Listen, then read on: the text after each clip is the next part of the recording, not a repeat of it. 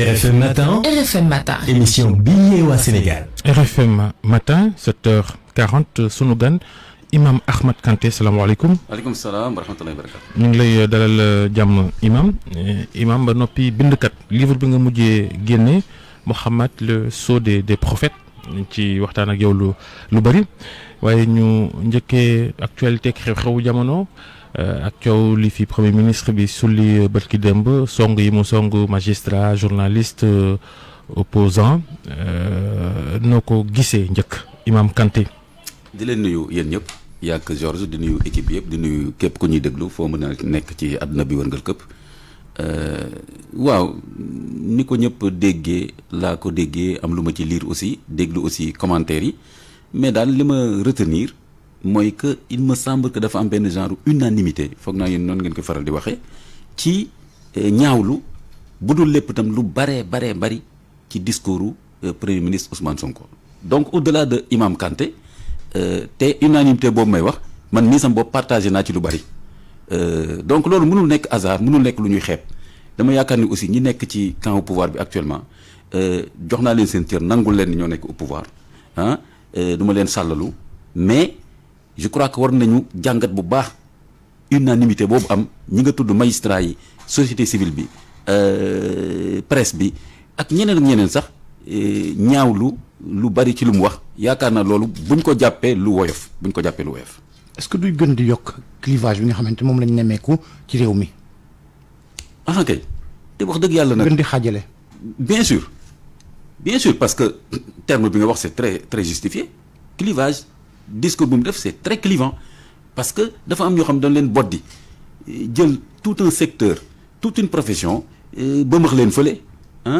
traité leen presque comme chiffon comme ay tappalekat et cetera mais loolu bien sûr day gën a indi xàjjali ko te man li ma yaakaaroon mooy ni tey jii bu fekkee da ngaa bëgg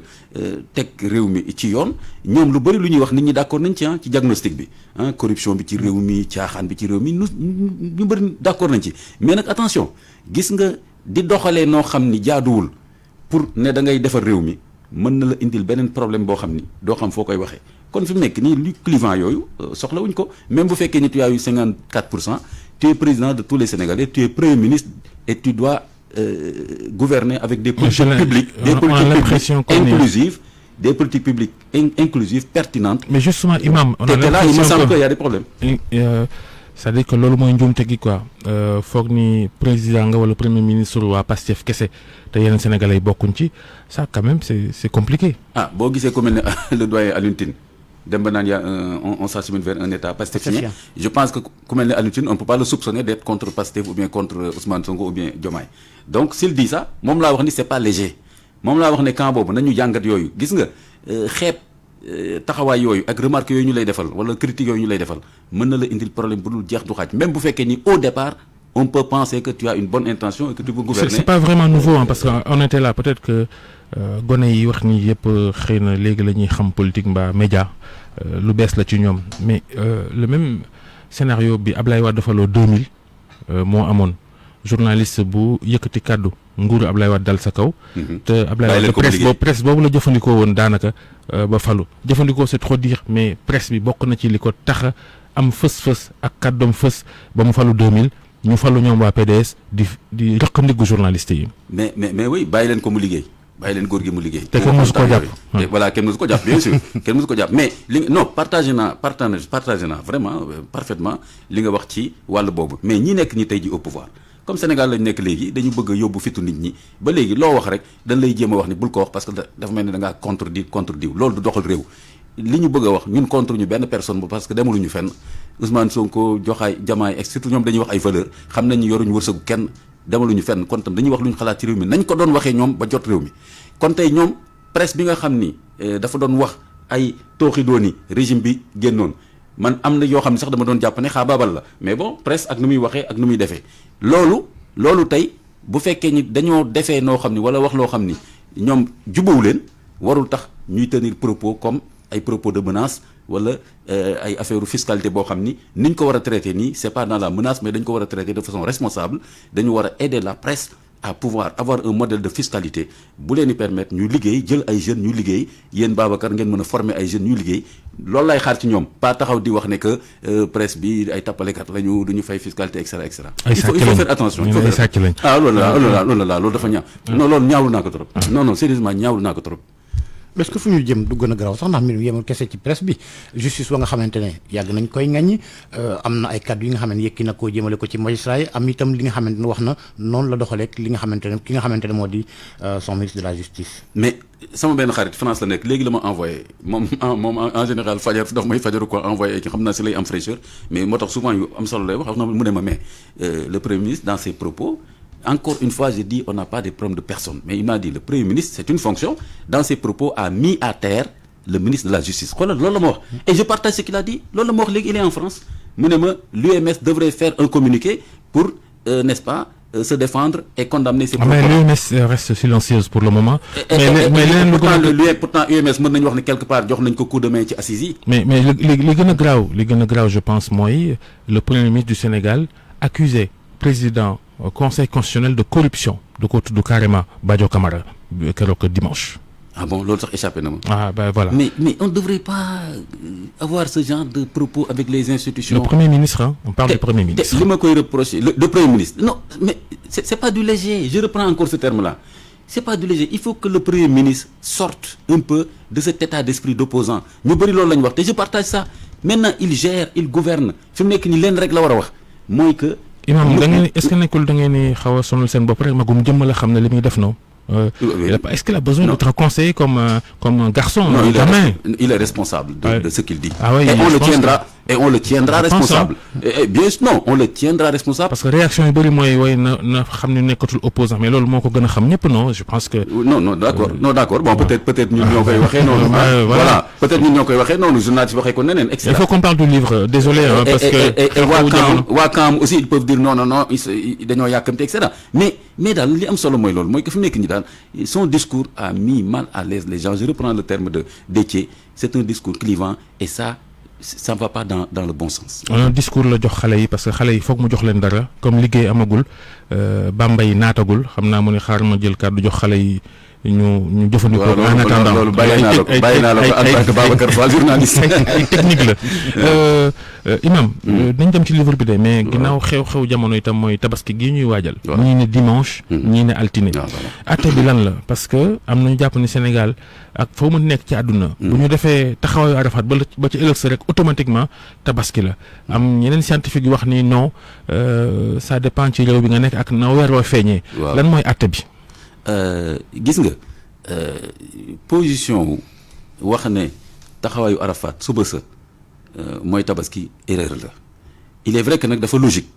rawatina ak médias yi fi nekk ni booy seetaantale gis ñu taxaw Arafat mais wax dëgg yàlla nag de vous à moi ak ñi ñuy déglu taxawaayu Arafat ça concerne les xujjaaj donc ñi nga xam ni dañoo dem di aj Màkka gis nga ñoom d'ailleurs bisu tabaski sax ñoom am na si ñoo xam ni du ñu rey xar donc tabaski sax engagé wu leen. doo gis sax ndawal boo demee Màkka jour de tabaski. mais ku def ifraat sax par exemple waaw kon c'est pas vraiment un repère xam nga repère bi taxawaayu Arafat waa Arabie Saoudite comme ñooy administrer aj bi ñoom bu ñu jàppee ni seen premier jour tel jour la ñu compter 9e jour mooy Arafat ñu ne pèlerin yi dem leen 10e jour nekk tabaski xoolal yéen bi sa salam ñëw na Madina à la 2e année mu institué Korité ak tabaski boobu temps ajagul Màkka Babacar Fall. boobu temps ajagul Màkka 2e année hégire yéen bi saa salaam institué daal ne jox naa leen ñaari fête Korité ak tabaski kon jullit yi à Médine tabaski nañ pendant 7 ans 8 ans te boobu temps aj Màkka nekkagul lu ñu def kon kenn du associé forcément taxawaayu Arafat ak aj Màkka naan nii taxawaayu Arafat am na suba sa xam nga lan la ñuy associé bisu Arafat mooy 9e jour bisu tabaski mooy 10e jour léegi nag dépendant de ban jour nga compté comme premier différence mën na am. bu fekkee ne Arabie Saoudite le vendredi mooy son premier jour parce que nee nañ gis nañu jeudi keneen ne man samedi mooy sama premier jour parce que dama séntu vendredi gis samedi donc jour yi day écarté wu kon li am solo mooy ñu dellu ci borom xam-xam yi li ñu wax actuellement mooy les oulémas les contemporains les plus importants man ñoom laay cité xale yi wax nangam ñooñu laa leen cité ñooñu ñëpp dañu ne actuellement il faut que chaque pays musulman en tant que entité politico-administrative puisse célébrer la fête dans ce cadre politico-administratif et que ñu bañ a di toppante di indi ay fitna yoo xam ni jaru ko et la preuve chaque pays musulman fait ça donc man sama question njàqare bi may dund nii actuellement mooy pourquoi Sénégal rek mu am ñoo xam ne dañu jàpp ne Sénégal war na aligné wu ci Australie ci Islande ci Burkina et cetera alors que chaque pays musulman y compris l'Arabie Saoudite l'Égypte le Maroc la Mauritanie ëppuñ leen ulama gënuñ leen nekk jullit. benn réew moomul diine ji. waaw benn réew moomul diine ji mais réew yooyu yëpp ak seeni ulama d'accord nañ ci ne dañuy séntu ci ce que j'ai appelé l'échelle pays Arabie Saoudite du xaar Mauritanie wax ko am na dëkk yoo xam ne ñoo koy njëkk a séntu. plus on va vers l'est plus ngay njëkk a gis weer bi mais du leen xaar. est-ce qu'on peut dire que Kaaba gi ma nga Makka yonent bi ma nga tëdd Médine waaye Arabie Saoudite moomul l'islam. moomul l'islam c'est pas un repère le repère du calendrier c'est un repère temporel qui dépend n'est-ce pas de la lune comme les prières dépendent du soleil est-ce que tey jii da ngay xaar tàkkusaanu dem kàbbaral ci tàkkusaan kii. Kaaba gi parce que Kaaba gi moo fa nekk. boobu 13h ngay tàkkusaan kon. kon ngay tàkkusaan amul bopp amul genn donc le repère temporel ne dépend pas du pays la lune et les heures de prière et le calendrier lunaire ne dépendent pas que ça soit l'Arabie Saoudite ou bien un autre pays et il faut aussi restaurer la justice il faut rendre justice à l'Arabie Saoudite parce que Arabie Saoudite seen bopp musuñ ko wax kenn wax naa la les plus grands oulémas ma cité la ñaar Ibn Ousaymin Ibn Baz les muftis les plus célèbres de l'Arabie Saoudite qui sont décédés actuellement on fait des fatwas pour dire nañ ma déglu bu baax parce que su ma paree dina am ñu ma téléphoné on dit que chaque pays na séntu ci réewam en tant que pays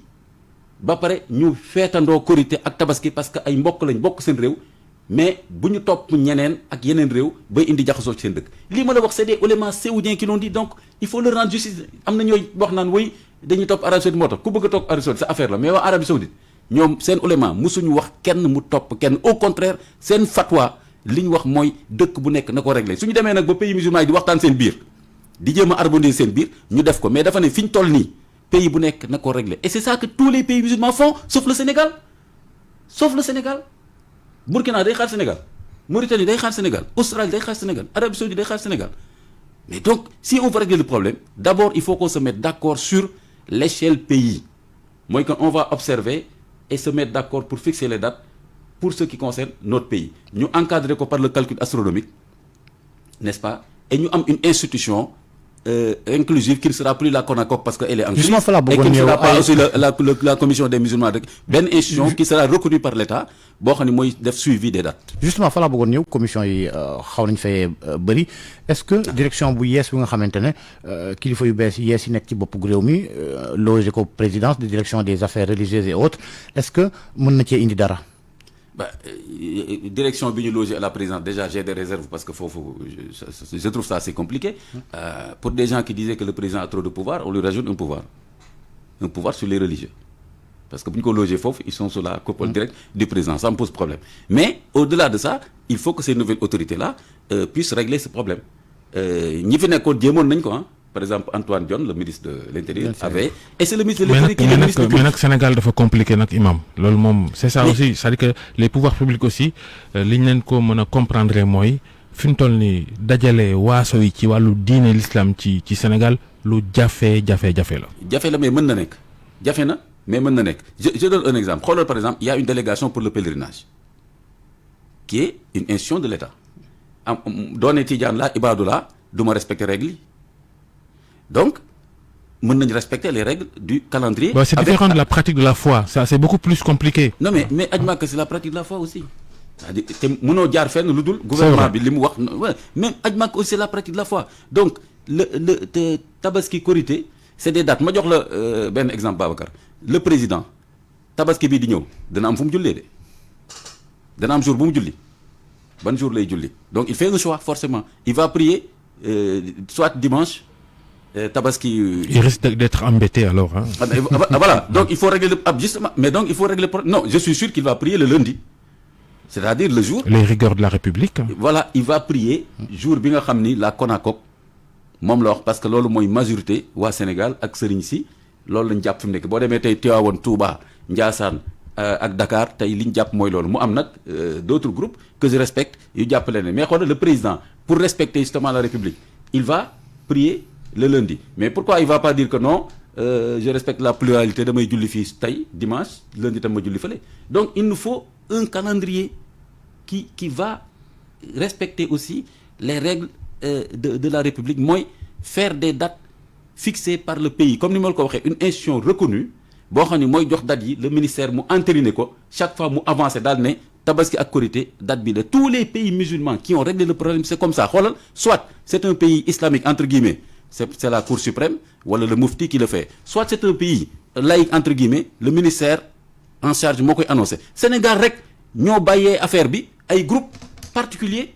pour que ñuy fixer ay date opinion bi di ranger wu nu mu ko neexee il faut arrêter cette pagaille. jullit ñi dañoo réer dañoo jaxasoo. ci Sénégal kenn xamul ñu ci bëri vraiment bëgg nañ gindeeku li ngay wax ne ñu bëri bëgg nañ ko mais xamuñ fu ñuy taxawee. waaw mais justement réer boobu ça dépend parce que tey jii si le xalif des Tidiane nee na ziyaara bi tel jour la ñi ànd ca loolu ñu nekk ci yoon boobu dañuy respecter jour boobu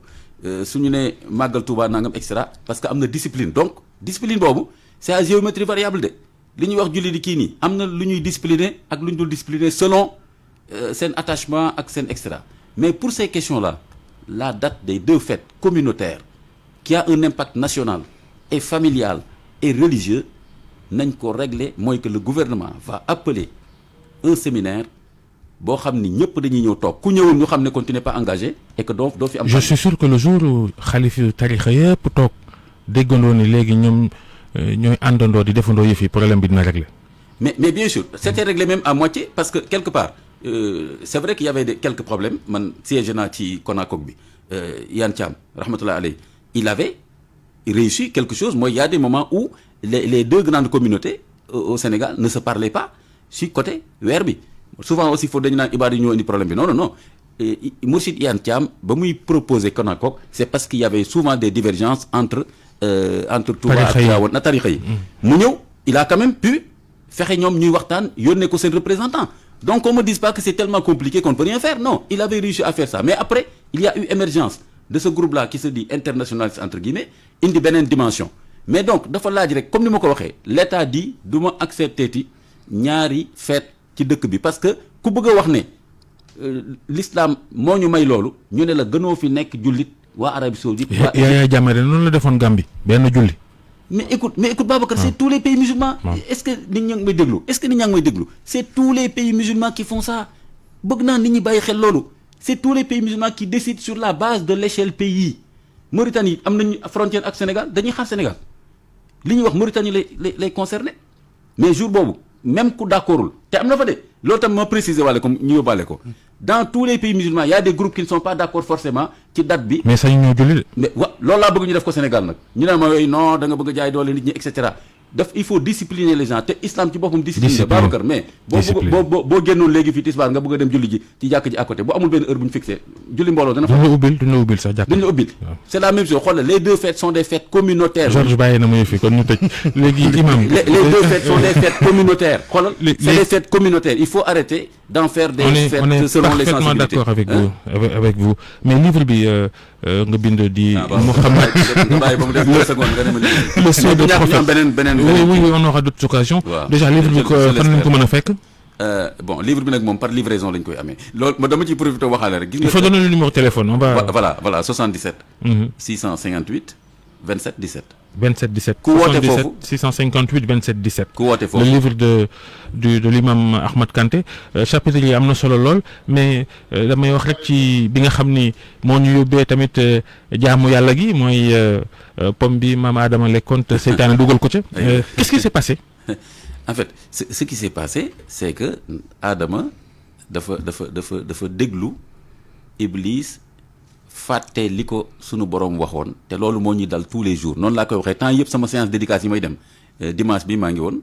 Saint-Louis loolu laay expliquer ma ne ku yaakaar ne mbiru Adama la rek ak benn gént ak lépp yaa ngi juum mooy li ñuy dal tous les jours mooy lan Adama seytaane daf ko naxee des fausses ambitions mooy lan ma wax ko ci français tënkaan ko rapidement ci wolof parce que j'aime tellement cette expression mooy tu peux être plus tu peux avoir plus tu peux être autre mën nga am nguur gu dul jeex mën nga doo dee ba pare li ma tuddee léegi le transhumanisme mën nga nekk malaaka ñetti ambition yi la ko naxee lu ñu dal fii ñun tey li ñu dund ci kaw suuf ñett yi moo ñu ko yóbbee. waaw ñu bàyyi seytaane mën ñu malheureusement. bien sûr moo ñu mën. parce que dafay exciter ay fausses ambitions ci ñun. jeex na jërëjëf Imam Ahmed Kandé. on aura d'autres occasions c'est promis. dans Xalam et dans d'autres sur d'autres créneaux sur RFM. te connaissant et le pays te connaissant dinaa fi ñëwaat. incha allah si tu le promets c'est bon. incha allah rabbi jërëjëf Georges jërëjëf Soxna Fati.